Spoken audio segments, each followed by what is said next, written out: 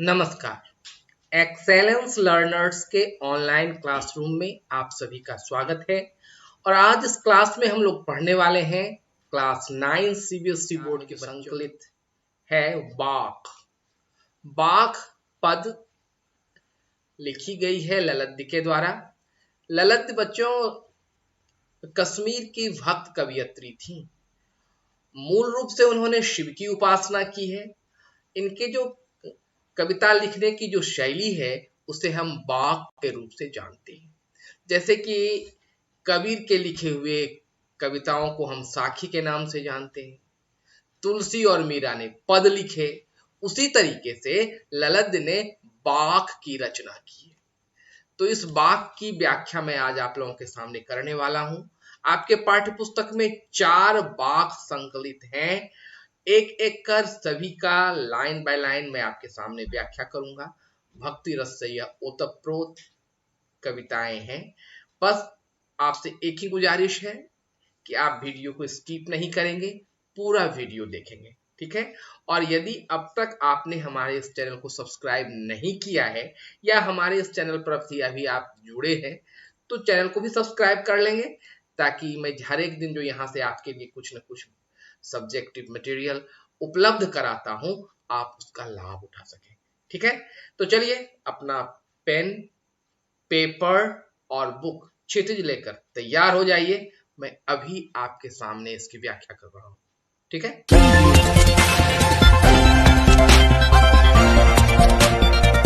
बच्चों विश्वास है आप अपना बुक, पेन और पेपर लेकर रेडी हो चुके होंगे। तो आइए स्टार्ट करते हैं। बाख फर्स्ट, पहली बाख जो आपके पाठ्य पुस्तक में दी गई है, आज उसकी व्याख्या मैं आप लोगों के लिए पहले शुरू करूं। लिख रहे हैं, रस्सी कच्चे धागे की खींच रही मैं नाव, जाने कब सुन मेरी पुकार, करें देव भवसागर पार। पानी टपके कच्चे सकोरे, व्यर्थ प्रयास हो रहे मेरे, जी में उठती रह रह कूक, घर जाने की चाह है घेरे। यह रही पहली बाख की 4 पंक्तियां। बच्चों मैं आपको बताऊं कि ललद्द ने जो अपनी कविता की रचना की वह उनकी भाषा हिंदी है। कश्मीरी में इन्होंने रचना की है और उसका हिंदी रूपांतरण हम लोग पढ़ रहे हैं अभी। तो जैसे कि पता ही है कि ललद्द जो थे वे भक्ति काल के कवि थे। भक्ति से ओतप्रोत उनकी कविताएं हैं। क्या लिख रहे हैं, रस्सी कच्चे धागे की। यहाँ पर रस्सी के रूप में ये बता रहे हैं अपने जिंदगी को, सांस को। हमारी जिंदगी तो हमारे सांस के ऊपर निर्भर है। सांस टूट गई, जिंदगी चली गई। तो कह रहे हैं रस्सी कच्चे धागे की। ये जो सांस है कच्चे धागे की बनी हुई है, मतलब नाजुक है, न जाने कब साथ छोड़ दे। और इस धागे की सहारे से कवियत्री बोल रही है, मैं नाव खींच रही हूं। नाव यहाँ पर प्रतीकात्मक शब्द है जीवन का। मतलब पूरे लाइन का अर्थ हुआ कि जीवन रूपी नाव खींची जा रही है कच्चे धागे रूपी सांस से। जाने कब सुन मेरी पुकार, करें देव भव सागर पार। कवियत्री कह रही हैं, मैं पुकार रही हूं किसको, ईश्वर को। कहां से, भव सागर से। इस संसार को भव सागर कहा गया है।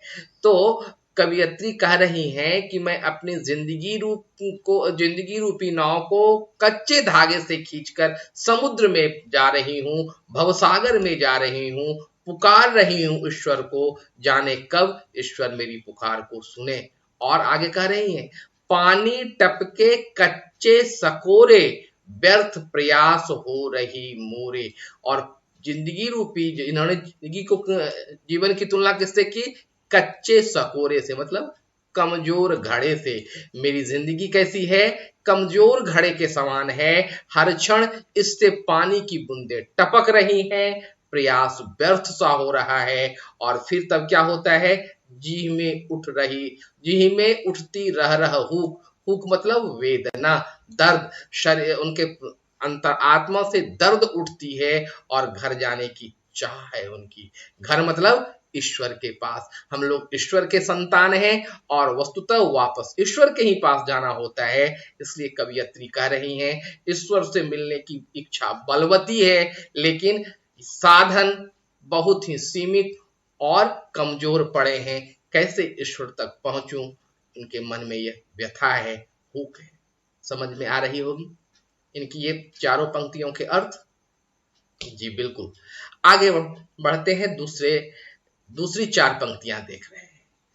खा खाकर कुछ पाएगा नहीं, न खाकर बनेगा अहंकारी, सम खा तभी होगा संभावी, खुलेगी सांकल बंद द्वार की। यहाँ पर मनुष्य के संभव मतलब न हम ज्यादा न कुछ कम, बराबर की स्थिति में बने रहें, इस बात की प्रेरणा दे रही है कवयित्री। क्या कह रही है? खा खा कर कुछ पाएगा नहीं, मतलब इस संसार में हम आए हैं और संसार में अगर हम रस बच गए, हम सांसारिक हो गए, तो हमें कुछ भी नहीं मिलेगा। फिर आगे कहते हैं तो क्या होना चाहिए? न खाएं, न खाकर बनेगा अहंकारी। अगर संसार के रस का स्वादन नहीं किया तो फिर मन में अहंकार जग जाता है। बहुत लोग कहते हैं ना, अरे मुझे इस चीज की कोई आवश्यकता नहीं। उनके उन शब्द से भी अहंकार टपकते रहता है, और अहंकार होना कतई अच्छी बात नहीं। तो कवयित्री कह रही है अगर तुम संसार में लिप्त हो गया तो फिर तुम ईश्वर को नहीं पा पाएगा, कुछ नहीं पाएगा, मतलब ईश्वर को नहीं पाएगा। और अगर तुम संसार में निर्लिप्त बना रहा और मन में यह सोचता रहा कि मैंने सब संसार से मुझे कोई लेना देना नहीं, तो फिर तुम अहंकारी बन जाएगा। तो फिर क्या करना चाहिए? बाकी की इन दो पंक्तियों में वे हमें सीख दे रही हैं, कह रही हैं सम खा, मतलब बीच वाली स्थिति में बना रहे, न तो किसी में लिप्त हो, न तो पूर्ण रूप से छोड़ ही दे। तब क्या होगा? तब तुम संभावी बन जाएगा। संभावी मतलब बराबर का, एकदम बैलेंस्ड हो जाएगा, और तब खुलेगी सांकल बंद द्वार की। ईश्वर की रूपी जो ईश्वर का जो घर है वहां, सांकल मतलब क्या होता है? दरवाजा बंद करने के लिए जो हम यूज करते हैं क्लैंप्स को, उसको कहता है साकल। तो कवयित्री क्या कह रही है कि जब तुम संभाव का हो जाएगा, तुम्हारे मन में अहंकार नहीं होगा, तब साकल के द्वार खुल जाएंगे और तुम्हें ईश्वर का साक्षात्कार होगा। ठीक है, तो यहाँ पर इस दूसरे वाक्य में इन्होंने समभावी जिंदगी की वकालत की है और सीख दी है। चलिए तीसरे में स्टेंजा में आते हैं, और इस स्टेंजा में देखें क्या कुछ कह रही है। आई सीधी राह से गई न सीधी राह, सुषुम सेतु पर खड़ी थी बीत गया दिन आह, जेब टटोली कौड़ी न पाई, मांझी को क्या दूं उतराई। इसमें कवयित्री ने आत्म आलोचना, आत्म विवेचना किया है। शायद जिंदगी के अंतिम पड़ाव पर खड़ी होंगी, उस समय की यह उनकी रचना है। क्या बोल रही है? आई सीधी राह से, आई तो मैं ईश्वर के पास से थी, राह बिल्कुल आसान था, सीधा था, लेकिन यहां आकर अनेकों उल्टे पुल्टे काम कर डाले तो मेरी राह ही उल्टी हो गई।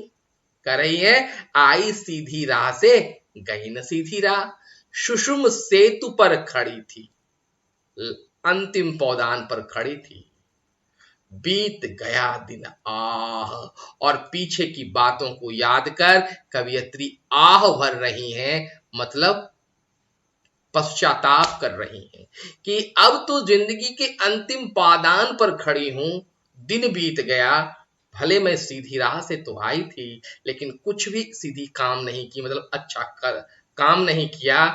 जेब टटोली कौड़ी न पाई, मांझी को क्या दूं उतराई। बच्चों, हमारे मानव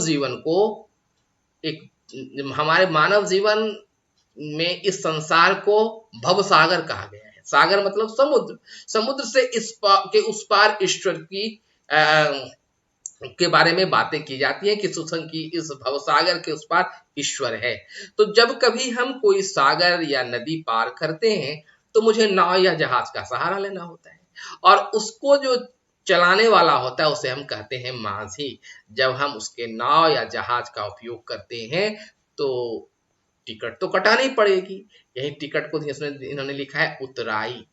तो यह जो मांझी है जो हमें ईश्वर से मिलाता है, इस मांझी को देने के लिए पैसे नहीं बल्कि हमारे पुण्य कर्म की आवश्यकता होती है। तो कवियत्री कह रही है जेब टटोली, मतलब जब मैंने आत्म आलोचना की, अपनी जिंदगी की विवेचना की, अपने पीछे किए गए सभी कर्मों को जब मैंने संजोया तो क्या पाया? कौड़ी न पाई। कौड़ी एक प्राचीन काल में अपने यहाँ की एक तरह की करेंसी थी। तो क्या बोल रही है कवियत्री? कौड़ी न पाई, कुछ भी नहीं पाया। अब सोच रही हैं जिंदगी के अंतिम पौधान पर खड़ी, जहां ईश्वर और इनके बीच में एक भवसागर खड़ा हुआ है। मांझी को क्या दें, क्या लेकर जाएं जो मांझी मुझे उस पार कर दे। ठीक है, तो यह तीसरी जो पद है, इसमें कवियत्री ने आत्म विवेचना अपने बारे में किया है। इसलिए यह हमें सीख भी दे रही हैं, अगर पूरी जिंदगी हम अच्छे कर्म करते रहें तो अंत में पछताना नहीं पड़ेगा। ठीक है, चलिए अंतिम पद, थल थल में बसता है शिव ही, भेद न कर क्या हिंदू मुसलमान, ज्ञानी है तो स्वयं को जान, वही है साहब से पहचान। जैसे पहले ही बताया था कि ललद जो थे शिव भक्तिनी थी, शिव की उपासना की है इन्होंने। तो कह रहे हैं थल थल में बसता शिव ही, एकदम वैदिक लाइन, वेद की यह लाइन इन्होंने यहाँ पर इसका अपनी भाषा में अनुवाद किया कि ईश्वर जो है वह हर जगह, थल थल मतलब हर एक जगह जगह में बसता है। ऐसा कोई जगह नहीं जहां पर ईश्वर ना हो। इसलिए कह रहे हैं थल थल में बसता शिव ही है। शिव मतलब ईश्वर, यहाँ शिव का पर्याय ईश्वर है। तो फिर जब सब जगह ईश्वर बसता है तो हर एक में ईश्वर है ना। तो फिर कह रहे हैं भेद न कर क्या हिंदू मुसलमान, तो तुम हिंदू हो या मुसलमान, आपस में कोई भेद नहीं है। यह भेद तो बाह्य है, बाहरी रूप से दोनों अलग अलग दिखाई पड़ते हैं, लेकिन सबके अंदर शिव है, ईश्वर है, इसलिए भेद बेकार का है। कहते हैं ज्ञानी है तो स्वयं को जान। ज्ञानी होने का सबसे बड़ा काम क्या है? अपने आप को पहचान लेना। जिस दिन व्यक्ति अपने आप को पहचान लेता है उस दिन उसे कुछ भी जानना शेष नहीं होता, मतलब वह सब कुछ जान लेता है। इसलिए कवियत्री कह रही है अगर तू ज्ञानी है तो स्वयं को पहचान, और जब पहचान लेगा तो वही है साहब से पहचान। तो तुम सीधे ईश्वर को पहचान पाएगा। साहब मतलब ईश्वर, तुम्हारा साक्षात्कार ईश्वर से हो जाएगा। फिर कुछ प्राप्त करना, फिर कुछ जानना शेष रहेगा ही नहीं। तो बच्चों यह चारों पद जो थे आपके क्षितिज पाठ्य पुस्तक में जो संकलित है, ये चारों पद के, इसकी मैंने व्याख्या की शब्दशः, और विश्वास है आपको भी इसकी व्याख्या समझ में आ गई होगी। अब जाते जाते एक बार फिर आपको याद करा दूं, बारी आपकी।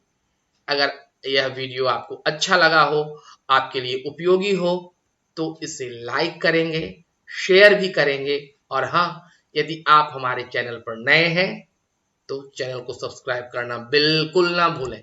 ठीक है, आज के लिए इतना ही। मिलते हैं अगली बार कुछ नई जानकारी, कुछ नए व्याख्यान के साथ। तब तक के लिए धन्यवाद।